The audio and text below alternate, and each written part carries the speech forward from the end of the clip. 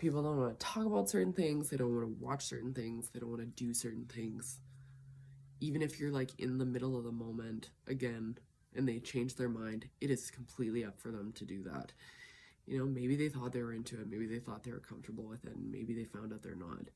Respect those boundaries. And, you know, if it keeps happening to you and it's irritating, then just either have a talk with that person or move yourself away from them, because people who constantly and consistently blur the lines for you, either they don't know their own boundaries either, or they're just playing with you too. Like, it could just be out of boredom. They're like, oh, well, that person's there, I might as well do it. Or, you know, they seem nice, like maybe I'll entertain the idea for a little bit. You don't want those kind of people in your life anyway. Why would you want that? That's very confusing, and that can get into situations that are not good or appropriate, or, you know, little things like that. We need to be aware of those things as well. Like, if somebody's blurring those lines for you and it's making you uncomfortable or confused, maybe that person's not for you. Maybe you need to have that conversation. Maybe you don't. Like, but the important thing is, if they tell you no, they tell you they're uncomfortable, they tell you to stop, whatever, do those things, because if not, you're going to get into more of a situation that you maybe need to have been, right? So if you see somebody that is visibly uncomfortable in certain situations, I know it could happen at the gym, it could happen like at parties, it can happen just anywhere. If you're comfortable enough going up to the person, you know, and talking about it and asking, you know, if they're okay, if they need your help, something like that. That happens with girls at the gym all the time. I know that's something that's happened to me that I've done for another person. You see somebody being kind of inappropriate, or maybe filming them or something like that, go up and talk to them and be like, hey, is this the person that you know? Is that okay? Sometimes it is, sometimes it's not, right? And I know I've actually walked people, or like girls, to their car, like after the gym, after work, something like that. It's just more comfortable together in that sense. Like, if you see that and you're comfortable with it, go help them. Everybody needs that, you know, everybody kind of needs it at some point. In those group situations, if you're comfortable doing it, do it. But sometimes people that are pushing those boundaries and doing that kind of thing, they know that generally people don't like to kind of upset the herd in that sense. So they have a tendency to push more in some social settings too. But make it known, like, if somebody's being inappropriate to you and you're in a group, that's a perfect setting, because then there's so many more people around you, right? Who cares? If you look crazy and you look like an idiot, doesn't matter, but you're putting those boundaries out. Those people don't need to touch you. They don't need to make you feel uncomfortable. They don't need to do any of that kind of stuff. So yeah, make it known, or go talk to a friend, or even talk to somebody there and be like, hey, this person is making me feel really uncomfortable. Could you please help me with this, right? Just little things like that. In situations like dinner or dates, just because the person buys you dinner or brings you a gift or does anything like that, that is not currency for you to do anything, right? You know, if that is your situation, because I know those things happen. If it's stated, sure, but if it's not, don't feel pressured to do that. I know a girl in my high school, she was talking to myself and another girl that played volleyball. And even she said, she's like, well, you know, my date was okay, but, you know, it ended kind of weird because, you know, he was pushing me to do stuff, but because he bought me dinner, that was what I was supposed to do. And I was like, you're not supposed to do anything that you don't want to do. So just because they did something for you like that doesn't mean anything. Okay. You don't have to continue staying there. Like, it doesn't have to be a big thing. You can just exit.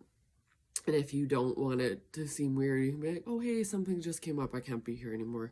Whatever. And then you can explain it to that friend later. If you're not comfortable with something, if you feel uncomfortable, it doesn't matter. Even if you don't even know the explanation to it, you don't have to be there, and you don't have to be a part of it. That is one part of honoring ourselves and our own boundaries. Like, if you're not comfortable with doing it, don't do it.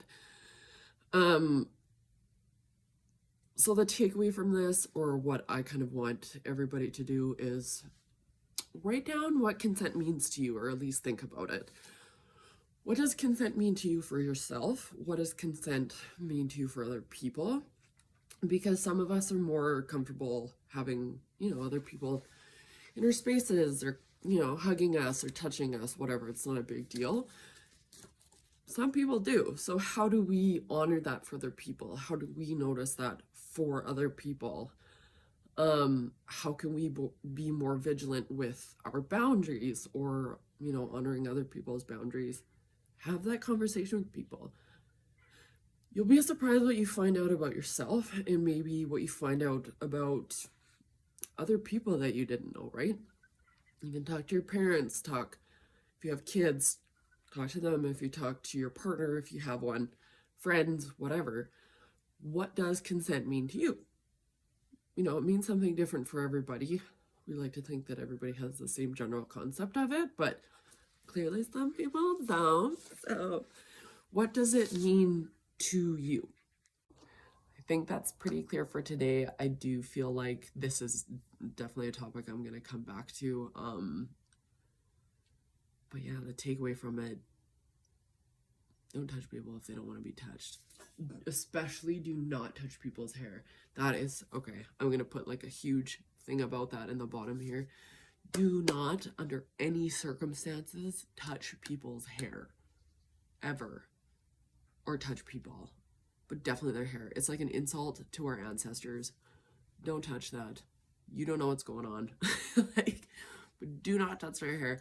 I've had people come up, and I know people have much more interesting and beautiful hair than mine, and their hair gets touched all the time. If it is not on your body, you do not get to touch it. Let's just go with that. I've had people smell my hair in public, or go and put their hands in my hair or touch it. It is not okay. That's our closing remark. Don't ever touch people's hair. It is straight up an insult to their ancestors, and you just never know what could come for you after that. But don't touch anything that's not in your body, I guess. Don't say anything. Don't pressure anybody. Don't do anything like that. It's these little practices of a consent in our daily life.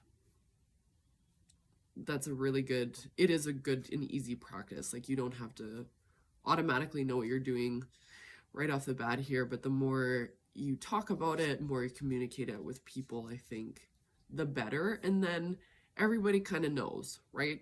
Human beings, animals, we all need to know our boundaries and where we stand, and what we can do and what we can't do. When those lines are blurred, it can lead to anxiety, it can lead to many things like that, or very bad behavior.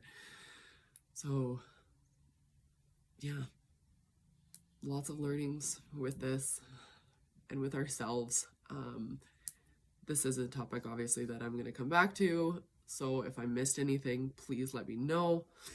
I'm also very hopped up on sinus medication, so I'm sure that was a little rambly, but hopefully the message was clear. I'm going to put up, again, the little questions and key points of this talk, and hopefully you guys enjoyed it. Next week will be a different topic. I haven't decided on that yet, but you'll know what I do. I hope everybody's having a lovely week, and I can't wait to see you guys next week. Bye.